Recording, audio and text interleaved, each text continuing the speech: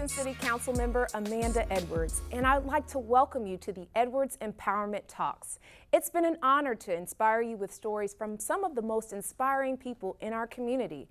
As you wrap up 2018 and set your eyes on your goals for 2019, I wanted to close the year out with a more dynamic story of inspiration. Our guest today is a living miracle and perfect example of how you can use your experience to make a transformational difference in the lives of others. While as an 18-year-old freshman at Oklahoma State University, Lex Frieden sustained a spinal cord injury in an automobile accident and has used a wheelchair for more than 40 years. After the accident, Lex was unsure if he would accomplish his goal of graduating from college and becoming an electrical engineer due to the fact that the campus was not fully wheelchair accessible. With a lot of persistence and help from a dean of the university, Lex accomplished his dream of graduating from college. From that point on, he has dedicated his life to serving as an advocate for individuals with disabilities, including his contributions to the landmark Americans with Disability Act. He is currently a professor at UT Health School of Biomedical Information and the director of the Independent Living Research Utilization Program at Tier Memorial Hermann. Join me in welcoming our guest today, Mr. Lex Frieden.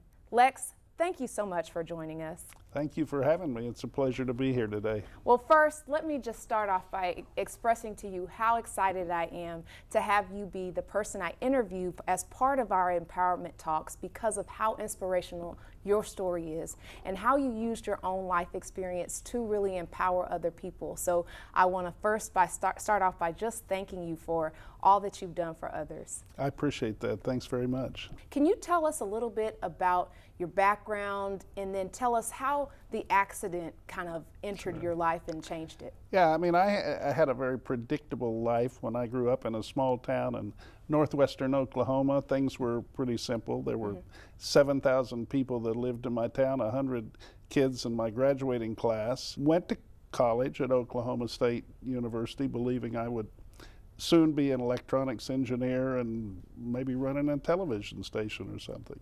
But things don't always happen the way you expect them to. And one Sunday evening, I was in the middle of the back seat with 4 other students. What year in college were you at this point? I was a freshman. Freshman, okay. Yeah, literally, it was, I started in September and this was November. So I didn't last long. And we had a head-on collision with another carload of students. Everybody in both cars had been drinking, despite the fact that we were all underage. It was a college town in Oklahoma in the 60s. And when the cars hit, all of a sudden I couldn't move. And I thought I was in shock, frankly. The ambulance took me to the infirmary on the campus of the university. They didn't realize that I had a serious injury and needed to go to a hospital. Because I was the only one without a broken bone or a cut or scratch on me, she put me at the end of the line, and she kept putting blankets on top of me thinking I was going to get over being in shock, and I didn't. And the doctor finally got to see me, and he had some x-rays taken. He thought I might have a spinal cord injury in my back, but there was no sign of that. And when he was out calling another physician, I said to the x-ray tech, why don't you take a picture of my head and neck? And he did, and sure enough, the neck was broken. And after that, so you had to ask for your own x-ray. Already directed my own care, yes ma'am. Okay. So we went to the hospital in Oklahoma City, and I was there after surgery for a few weeks and had the good fortune to come to Tier Memorial Hermann in Houston. That's where I fell in love with Houston. So that was January of 1968. Wow. And what was it like when you found out that your neck had actually been broken, and how was it hearing the news that that was going to impair your ability or impede your ability to ever walk again? So on Christmas Eve, I was watching the movies on television, and I got tired of the Christmas movies and turned to a station that had an old 1950s motion picture, black and white, called The Men. And that motion picture starred Marlon Brando, and he had been a Korean War veteran and got his neck broken in the war, and the movie was all about coming back to home in California and not fitting in and not being able to go back to his home because there were steps, and I just was overcome. I mean, it dawned on me that's what happened to me. That was what that's happened how I'm to going to be. And that movie, I never saw the end of it until just a few years ago. I looked at it again.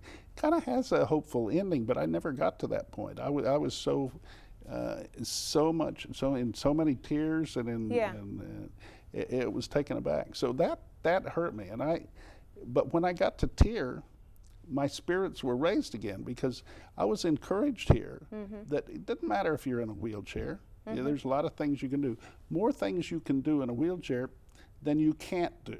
I want to start off by talking a little bit back when we return, talking a little bit more about how you were able to take that moment, that tragedy, and turn it into what would become a life of transformation of other people's lives. So we'll hold that and we'll be right back.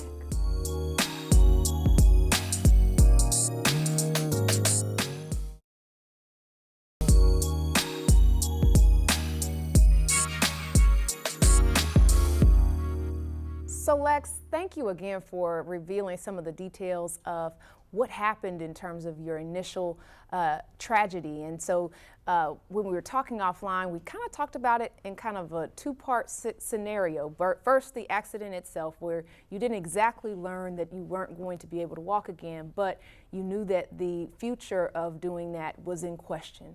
And then the second piece, of course, which was your dream of finishing college, becoming the electrical engineer you thought you'd be. And so that's the second part of that initial tragedy. So can you tell us a little bit about what happened after you initially had the accident, in terms of learning that school would then become an issue for you?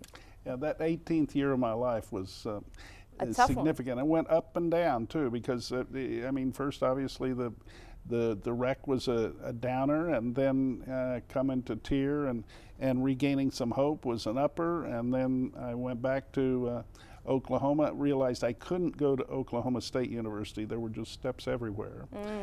And furthermore, our family had just moved to Tulsa, Oklahoma. But it was like a miracle when we moved to Tulsa, Oklahoma, because Oral Roberts had a brand new university built on the plains outside Tulsa, Oklahoma. Everything was level.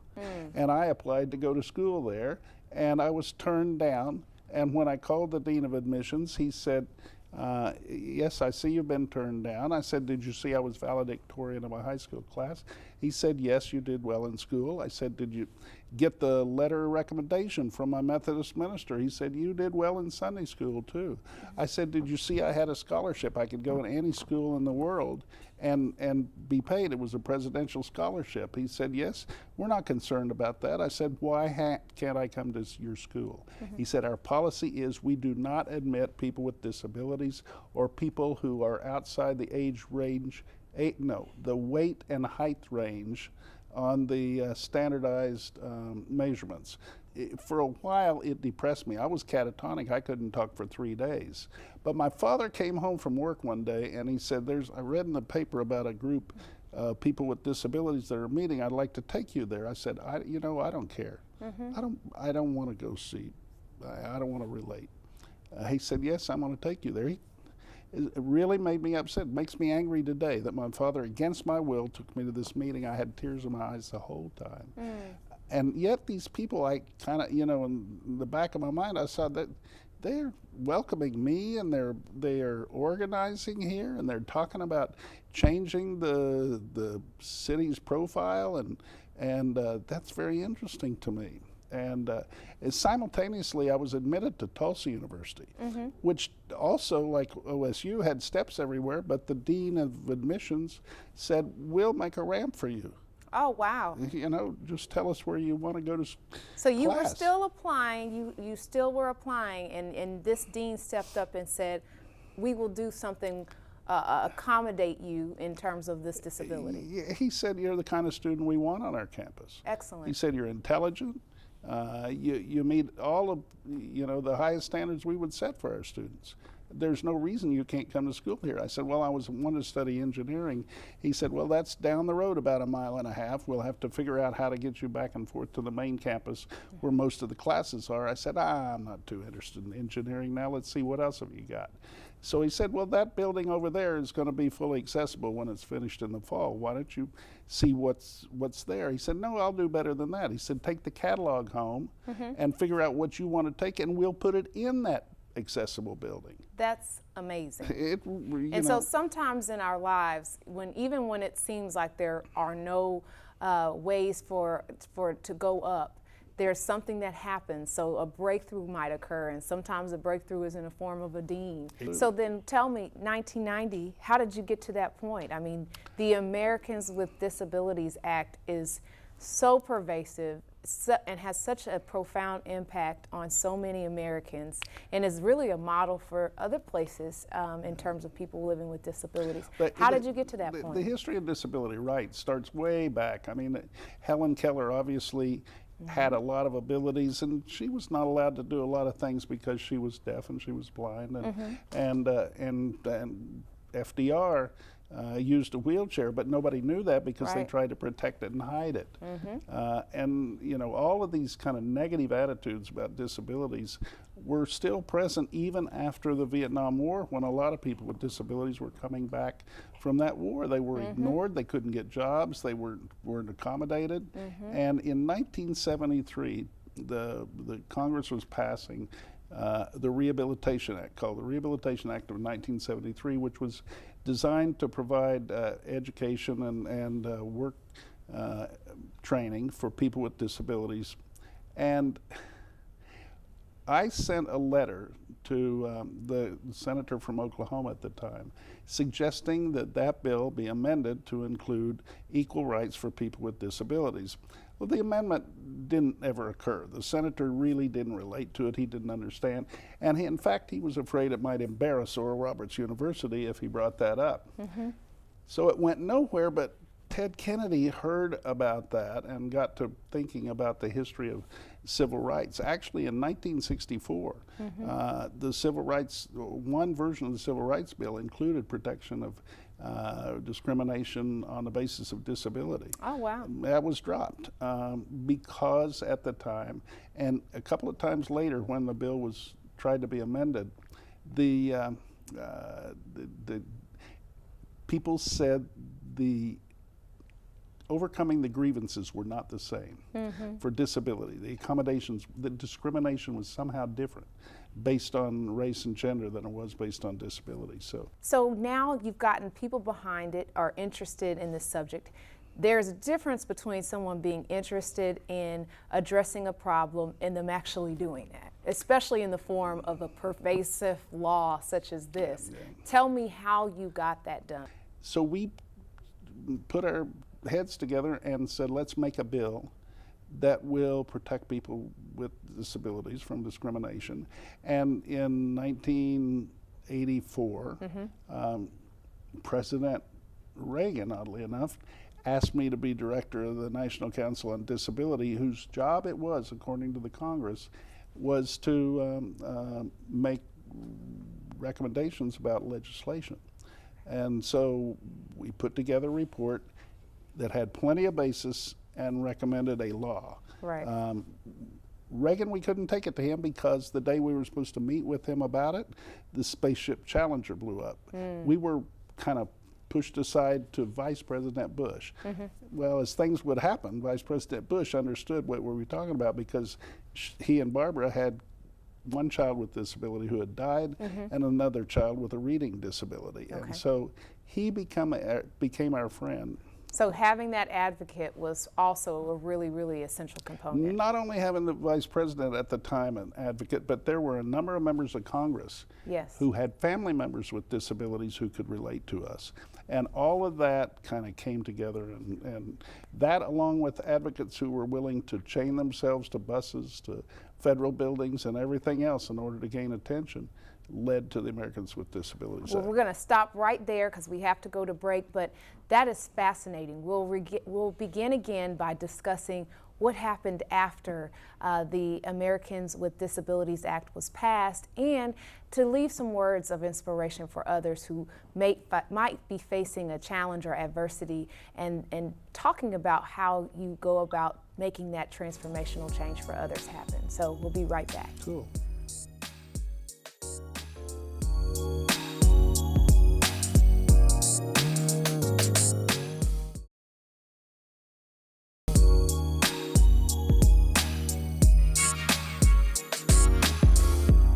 Lex, this has been fascinating. And so you got the Americans with Disabilities Act passed in 1990.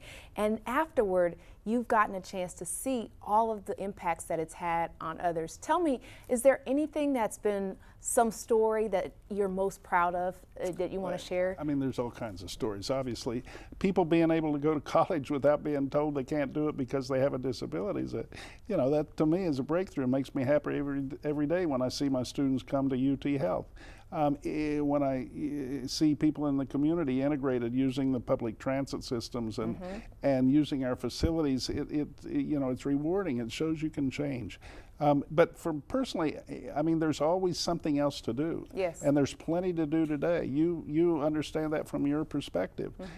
If we're not looking forward and not moving forward, then, you know, things are getting old and stale, and the ADA is the same way. We have to update it. We have to keep finding ways to engage people with disabilities and older people in the community, in our society, and that's what I'm all about. Now, it's not so much being an inspiration to somebody, but for me, it's about what you do. If that inspires them, it's on them. That's right. For me, I'm just moved by getting things done.